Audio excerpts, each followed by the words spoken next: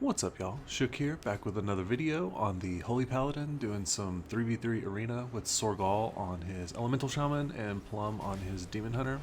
This is the first time we have ever ran this comp, and it's really powerful. We actually only lost 2 games on the session. Our starting MMR was like 1980-ish, and we got it up to 2100 by the end of the session. So not terrible. Our MMR was pretty low from when we were running just random comps, and it seems like really 2200 is kind of still that break point, which is interesting because in 2s it feels like the players, I don't know, it feels like the players in 2s are significantly worse at lower ratings. I don't know if 3s is just still that deflated or what's going on with that. I know MMR inflation basically has been non-existent for like the last month and a half, because our 2s rating and 3s haven't really moved that much. So this first match is a Ret Hunter, and we really want to swap around a little bit. We want to focus on the Ret Paladin if he sacks the Hunter. You can see right here we're kind of behind on mana compared to the Resto Druid. He's going to be able to put out crazy HPS. The Ret Paladin actually could have swapped to me there, and it looks like I burned Trinket. I don't know if I fat fingered that. Not sure if that Trinket was great. I'd go ahead and use Blessing Protection here. Plum swaps to the Ret Paladin, and I hodge him a little bit early there. I would have liked to have waited for him to get a little bit behind the corner, and it looks like we are going to get either Lay on Hands or... No, yeah, we didn't get Lay on Hands. It looks like we got NS. But I do get blinded here. Sorgal is topped. We swap back to the Hunter. The Ret Paladin is actually playing really well. He's, CCing me kind of by himself. The Hunter is not really getting that many traps. He's also running Diamond Ice, so I can't sack his traps, which was kind of why I was running Ultimate Sacrifice in this one, because I wanted Sorgal to be able to live if I did get the Diamond Ice. It basically gives him an immunity if I can sack the trap. So right here, the Hunter is trying to kite towards me. He does scatter me. I do get hodged again, and Plum is trying to stand on me for the trap. I do go ahead and bubble. Plum does pop Netherwalk and Darkness, so really, really unfortunate. They got a lot of big bursts there all at once, which that's kind of the name of the game with Ret Hunter. They're going to have a ton of burst. I do go ahead and burn my second bot because we're just like way, way, way far behind. It looks like the Resto Druid has been trying to stealth and drink because he started to lose on mana because we were swapping around a lot. The Ret Paladin doesn't have his bubble. I hodge. He bops right before the hodge, and we don't have a way to get it off at that moment because there's so many Resto Druid hots. Even, if they spam Purge, it doesn't matter. He's going to get topped. So right here, I am starting to cast Tears Deliverance and pick everybody back up. Sorgal uses his little healing cooldown where it heals when he does damage. And you can see we're slowly starting to catch up. The Druid's kind of trying to push in because he wants to Cyclone me. Sorgal sees that and he lassos him. I do get blinded off. They're going to have just a ton of CC versus this. We do have Hand of Sacrifice backup, so that's going to be a good out. Keep in mind, I don't have Bubble anymore, so I have to be really wary. If I do use Ultimate Sacrifice, they can swap to me and take me down. Rest of Druid, because he got that drink off, he is winning on mana still. I do hodge the Ret and we take him down back there. So really, really tough match. Ret Paladin played pretty well. I think the Hunter probably could have gotten a few more traps on like setups, and it would have been a lot tougher for us. And I don't really feel like the Resto Druid fell behind when he went for that drink. But yeah. So this next one is a very popular comp right now. It's Destro Demon Hunter. And what we want to do is just kind of pull them into awkward positions. I do get feared and stunned at the same time, so that was a good overlap. The Pally is coming in, and it looks like he's not running Ultimate Sacrifice. So he's going to have that long Hand of Sacrifice. It's going to be like 12 seconds instead of the 6 seconds when you run Ultimate Sac. It looks like we're kind of splitting damage here at the second. And then they're going to be focusing on Sorgal mainly. Sorgal's usually the kill target in a lot of these. Unfortunately, we weren't able to stop the Tears Deliverance on the Holy Paladin, which, I mean, he can get it eventually if he wants to run around the corner. I'm going to use a Blessing of Protection here, just to kind of get a little bit of pressure off of Sorgal. And we're really wanting to just pull this Demon Hunter. I'm trying to like coax him into pulling him back here, and the Demon Hunter does go down there.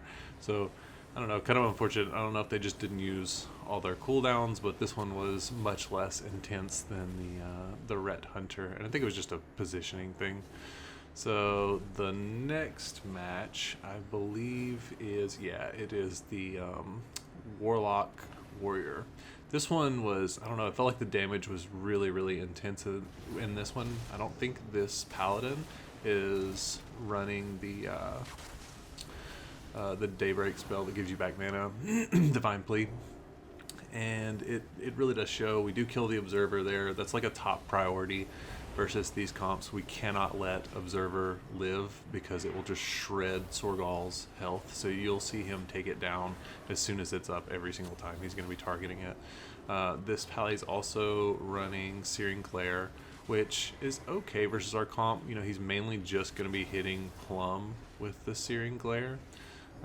So I don't know. To me, I would rather have Divine Plea in a lot of these, especially for our comp, because our comp is kind of a weird rot comp. Like, we're doing burst damage, but Sorgal's just spreading pressure kind of everywhere. He does get the Hex on the Pally there, and we are falling behind on mana, unfortunately, but I do have Daybreak coming up in a second. I'm probably just going to pop it. Yeah, I'm going to pop it off cooldown here just to get that Divine Plea rolling and get as much mana as we can. And Sharpen is just going to eat through a lot of my mana along with Observer. You can see how much damage it did before we were able to kill it there.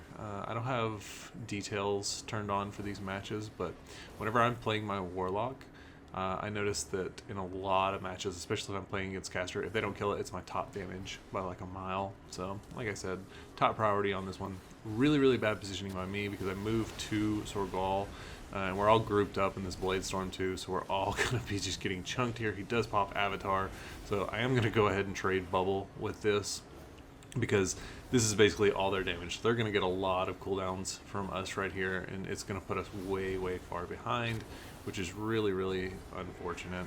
I'm telling Plum to kind of kite back. I was like, we can't play right here. We're just too grouped up. The enemy Holy Paladin does get precog right there, which is kind of unfortunate. I'm still trying to pick up Plum. Again, the Mortal Strike combined with, you know, Sharpen whenever he uses it, it's really, really tough. It makes healing against this comp just very, very difficult. So right here, they're still chunking Plum, like just doing a ton of damage to him. I do have Hand of Sacrifice shortly. I didn't want to use my second bop there on Sorgal. I was really wanting to hold it, but I didn't really have much of a choice because we just couldn't ever stabilize. So now we are stabilized, but the only problem is we are not winning on mana. We're like barely behind. I do have Daybreak come up in 12 seconds, and we're going to kind of see the importance of having Divine Plea and the enemy Pally not having Divine Plea here in a second, because if we can live to where both of us are I'm going to start winning the war at that point, just because, you know, Divine Plea is going to be giving me maximum value every single time.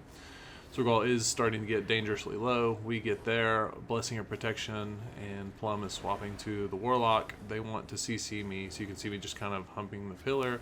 Unfortunately, we are on different pillars, so I didn't like that, and we weren't in comms for this, so not being in Discord, I wasn't able to call out for Sorgal on that one. So he does kill the Observer.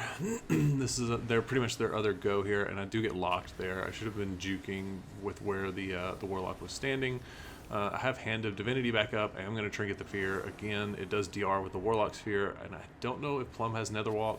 He does live at like 1 HP right there, and I'm just doing whatever I can to pick him up. I pop Hand of Sacrifice. I'm going to run behind the pillar and cast Hand of Divinity, and you can see the enemy Holy Pally is pretty much tapped. At this point, I am too, but again, I have Divine Plea. So right here, you're going to kind of see the value of it. He does lock me. He's running towards me with Blessing Protection to lock me, but it looks like I'm going to keep us up long enough for us to take down the Warlock. Holy Paladin's going over there to drink, but it's just too late. Like, we can't lose from this position, even with me kind of out of mana. I have 8 seconds on Blessing of Winter back, so that one was a really tough one. This next one is Arcane Mage Sub-Rogue, so another really popular comp. Our main goal is to not overlap cooldowns, which again, when we're not in Discord, no communication, that one's really tough versus this, because sometimes, I don't know, you're gonna wait till like the last second to use certain things, especially with like Burrow, like if Sorgal is having to use Burrow. So this is another one where just being in communication, like in Discord, would make it a lot easier. Right here, I do get stunned. I should have dispelled Plum right before I got stunned. There's the ring, so I do trinket and sack, and Sorgal burrows. So really unfortunate. That's a big overlap for us. So typically at like higher MMR, that's going to be a loss. Like, we would lose this match pretty much every single time. Luckily, like I said, we're only at like 2100-ish, so it's not as drastic. But yeah, normally that's a loss right there, just that one overlap. So right here, Sorgal does pop grounding. We're getting a ton of pressure. We're way ahead on mana. I do run around the corner to dispel Plum. I don't think he's running reverse magic in this one, which is another really good one. Sorgal does get stunned there, so I have to eat the full fear. I really can't bubble right there because he's just going to MD it off almost instantly, but I do go ahead and burn it, but he's actually not MDing me, so that's surprising. So now we have no bubble, and I really need to cast Tears Deliverance. I think I'm going to run around the corner and cast Tears here. So now that we have that back up, we're going to last a little bit longer, especially with Sorgal having his grounding totem to kind of lock down the Arcane Mage's damage. The Holy Priest is going really fast. I have both Blessing and Protections back up, but keep in mind that the Arcane Mage can spell steal them. So right here is where we really want to have Burrow, but we don't have it. So I do have Lay on Hands. I sacked the Fear, but now Sorgal's not taking enough damage for it to break, so that was kind of unfortunate. Again, we still have Lay on Hands, we still have both Blessing and Protections, and we have Stabilized. And honestly, the RMP could swap to me at this point. You know, that's a very viable strategy for them to CC both the DPS. I am trying to give Plum Blessing of Freedom. This is not a fun time for a Demon Hunter against this comp, because they really just want to CC, like cross CC both of us. I am going to go ahead and burn my trinket since they overlapped, and I'm hoping that Sorgal sees the fear coming, and I was just trying to dodge it there. We are getting a ton of pressure on the rogue, and you can see again, like, we are just winning on mana. So it's all about just staying alive at this point. There's looks like the mage is going to be the kill target. I'm not sure if we've gotten his block yet, but we do have, he has Guardian and there's swap. So we got Guardian and swap. Here comes the freeze. I don't know. Yeah, I did actually sack the freeze.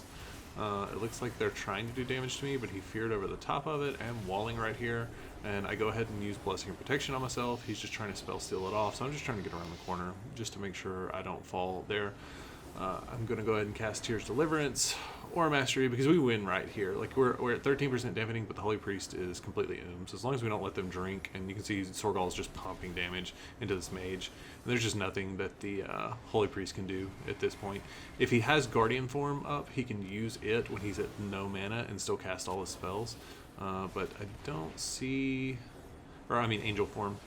It doesn't look like he has it up just yet. It looks like it's coming up shortly, so he may be able to get it for one more second, but we're taking down both the DPS right here. So kind of a wild one, and it definitely would have been a loss at higher MMR. But yeah, anyways, I hope you guys enjoyed these games. Let me know what you think in the comments. Sorry I didn't post last week. Got a little busy with real life stuff. I'm going to continue the solo shuffle series here soon. And yeah, if you're new here, be sure to subscribe, drop a like, helps me out a ton. And I will see you guys in the next one. Peace.